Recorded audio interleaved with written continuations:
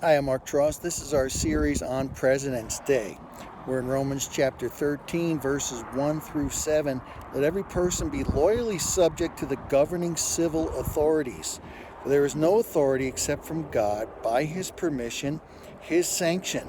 And those that exist do so by God's appointment, according to Proverbs chapter 8, verse 15. Therefore, he who resists and sets himself up against the authorities resists what God has appointed and arranged in divine order. And those who resist will bring down judgment upon themselves, receiving the penalty due them. For civil authorities are not a terror to people of good conduct, but to those of bad behavior.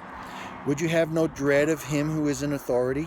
Then do what is right, and you will receive his approval and commendation. For he is God's servant for your good. But if you do wrong, you should dread him and be afraid, for he does not bear and wear the sword for nothing. He is God's servant to execute his wrath, punishment, vengeance on the wrongdoer.